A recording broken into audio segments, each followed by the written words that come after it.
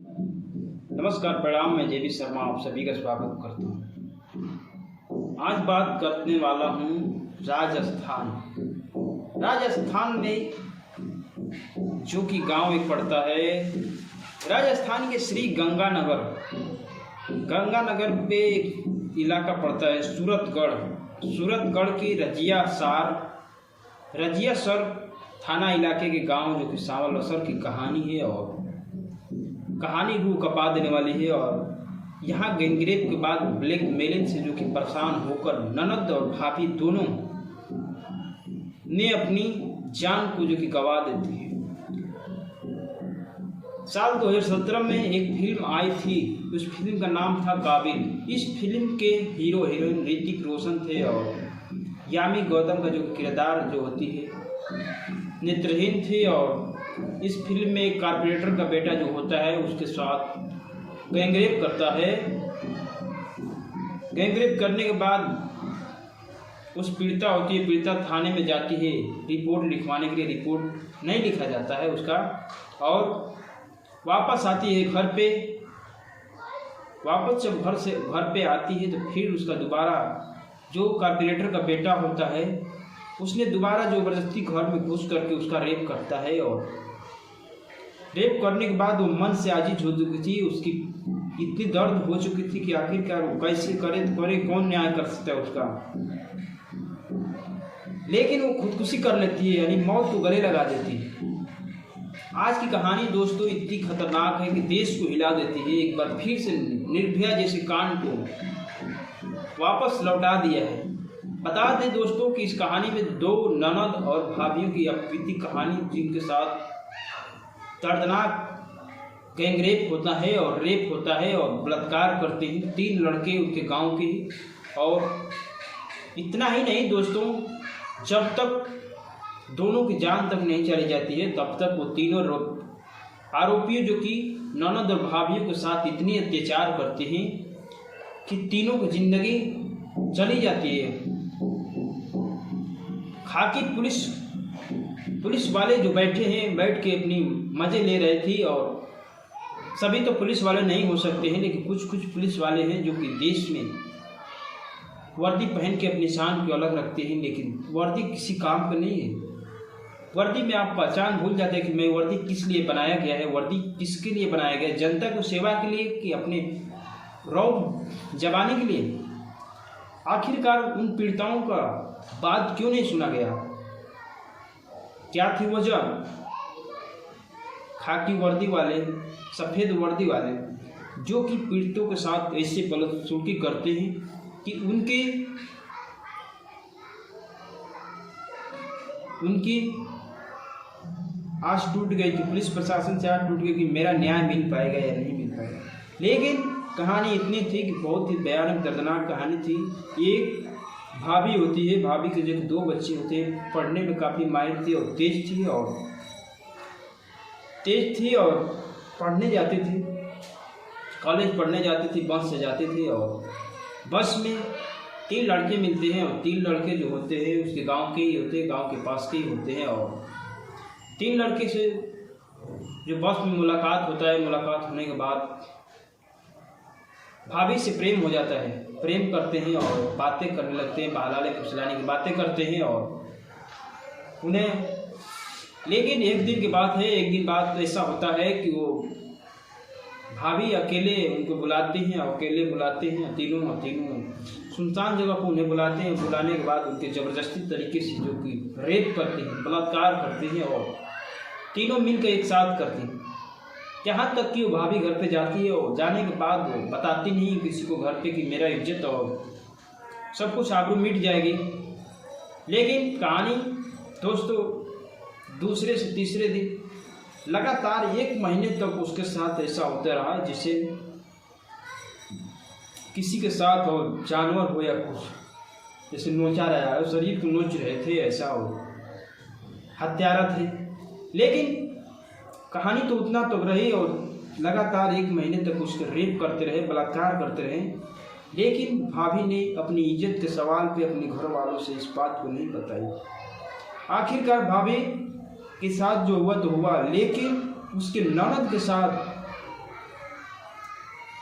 जो कि 3 रेपिस्ट होते हैं। तीनों रेपिस्ट जो कि होते हैं वो 3 रेपिस्ट में से कुछ रेपिस्ट होते हैं कि इनको ननद को बुलाने के लिए अपने उस भाभी से कहते हैं कि आप अपनी ननद से एक बार मुलाकात कराइए हमारा। और ननद को इस बात को बताती है, घर पे जाती है, बताती है कि आप चाहती तो मेरा इज्जत बच जाता। लेकिन वो ननद जाती है, ननद और भाभी दोनों जाती है साथ में। और जाने के बाद दोनों को साथ बारी बारी से तीनों बलात्कार करती हैं, रेप करती हैं। और रेप करने के बाद जब एक घर पे आती है और घर के आने के बाद बहुत ही उदास हो चुकी दोनों। इतना उसके साथ बदसलूकी किया गया था ताकि किसी के साथ ऐसा न हो।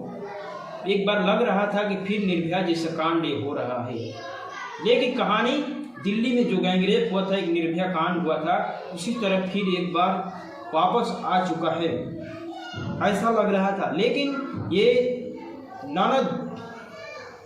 ननद को उसी तरह कर रहे थे। 3 से 4 दिन लगातार उसके साथ रेप करते हैं, बुलाते हैं। और ये वीडियो बना लिए थे, न्यूज़ करके दोनों का वीडियो बनाए थे कि वायरल करने के लिए धमकियां दे रहे थे। और धमकियां देने के बाद जब मन करते थे तब बुलाते थे, अकेले में बुलाते थे। और ऐसा कहानी था ननद और भाभी के साथ, ऐसा ही कहानी था। और कहानी में इतना ही नहीं, इतने गरीब परिवार था कि वो उसके साथ खाने के लिए मुहाल थे। लेकिन कहे तो कहे किससे, इतना लाचार परिवार था। और 3 लड़के जो थे बहुत गरीब और धनी घर से थे।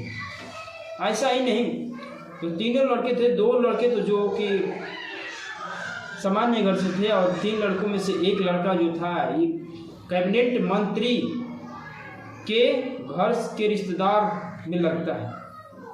लेकिन ननद ने एक दिन विचार बनाती है इस घटना को अंजाम देने के लिए, अपने पुलिस तक पहुंचाने के लिए।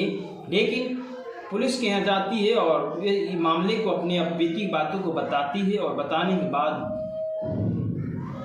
इस बात को बताने के बाद जाती है पुलिस थाने में और घर से राय लेके जाती है, राय सलाह लेके जाती है कि मैं जा रही हूँ थाने में। और उसके बात को बताने लगती है। लेकिन पुलिस डिपार्टमेंट के लोग जो एसपी और उसके साथिया जो होते हैं और उसके साथ ऐसा बदसलूकी करते हैं जैसे कोई रेप कर रहा है, फिर से उसका बलात्कार किया जा रहा है।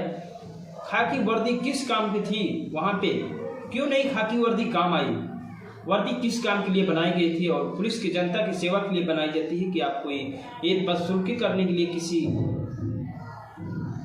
लेकिन इस वर्दी में बैठे हुए अपने रोगों को रोब जमाए और उस लड़की के साथ एक बार फिर से जैसे लग रहा था कि फिर मेरा बलात्कार किया जा रहा है। लेकिन लड़की के उस बात को नहीं सुनते हैं। चली आती है लड़की, वापस आती है घर पे, ऐसी सी बातें बताती है। और जो कि भाभी होती है, भाभी आग लगा के पहले ही 3 महीने पहले ही मृत्यु हो चुकी थी भाभी के। और भाभी मरते समय इस बात को जो कि कहा था, मेरे साथ जो हुआ है वो मेरे घर वाले या ससुराल वाले, जो कि इसमें कुछ वो लोग का गलती नहीं है। और कहानी यही बात को करके उसकी पूरे गांव वालों के साथ इस बात को अपनी कहती है। और कहने के बाद उसकी मृत्यु हो जाती है। लेकिन कोई सुनने वाला नहीं था। और चाहे पुलिस हो, चाहे डॉक्टर साहब हो, कोई भी सुनने वाला नहीं था। वर्दी पहन के खाली शान में अपनी शान को जमाते हैं। लेकिन ननद जो होती है आती है घर पे, उदासी काफ़ी रहती है। आखिरकार मैं करूँ तो करूँ क्या? उसके दिमाग में काफ़ी टेंशन बढ़ गया था। आखिरकार मेरे साथ इतना रेप हुआ, मेरी भाभी के साथ हुआ, भाभी की जान तो चली गई, लेकिन मैं कैसे क्या कर सकूँ? मेरा न्याय कैसे मिलेगा? आखिरकार जीवन में ऐसा सोच लिया था कि मेरा कौन सहारा होगा। आखिरकार मेरे साथ 3 लड़के किए गैंगरेप, आज मेरे साथ हुआ, कल किसी और के साथ होगा। इसी तरह मनोबल इनका बढ़ता रहेगा तो किसी दूसरे के साथ करेंगे। लेकिन विचार बनाती है लड़की जो होती है ननद, भाभी की ननद, वो उसी टाइम आती है और मीडिया कर्मियों को फ़ोन करके बुलाती है, इस सूचना अपने पत्र पर जारी करती है। और मीडिया वालों से खास तौर से बात करती है कि ऐसी साथ मेरे साथ घटना हुई है और मैं पुलिस के पास गई, पुलिस भी नहीं सुनी। और मेरा पुलिस के साथ जो पुलिस वाले मेरे साथ किए बदसलूकी, शायद मेरा ऐसा लग रहा था कि मेरा फिर से एक बार दोबारा बलात्कार किया जा रहा है।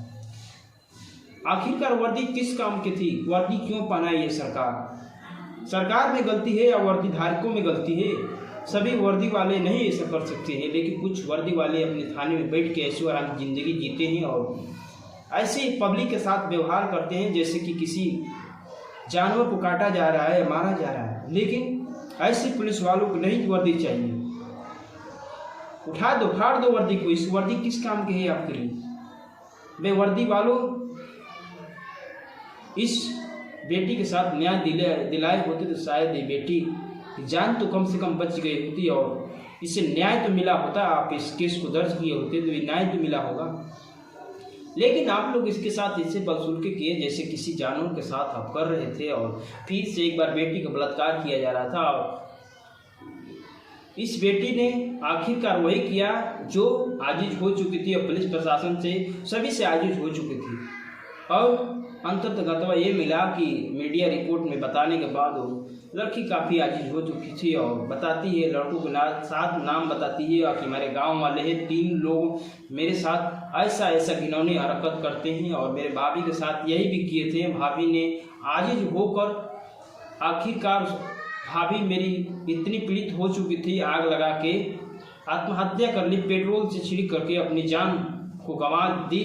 लेकिन मेरे साथ अन्याय हो रहा है, आखिरकार मेरे साथ कौन न्याय देगा? पुलिस प्रशासन भी मेरे साथ अन्याय किया है और मेरे साथ ऐसी बदसलूकी किया है ताकि कोई ऐसा न कर सके। आखिरकार इन दोषियों को क्या होना चाहिए, सज़ा कैसी होनी चाहिए?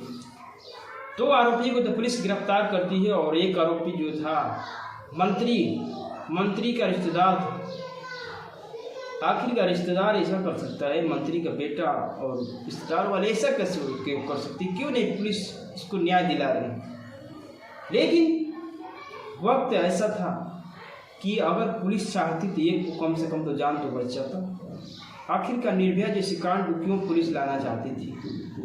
आखिरकार इस कहानी के पीछे राज क्या था? राज था या साजिश था? आखिरकार पुलिस क्यों नहीं लिख रही थी, दर्ज मुकदमा क्यों नहीं कर रही?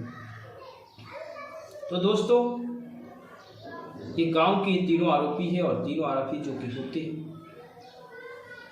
भाभी और ननद के साथ ऐसे दुष्कर्म करते हैं कि दुनिया में कोई ऐसा कर नहीं सकता। दोस्तों, इस कहानी के लिए आप क्या जानते हैं, इसके बारे में आप क्या सुनना चाहते हैं, राय क्या है आपकी? कमेंट करें और जरूर बताएं कि आप कहना क्या चाहते हैं।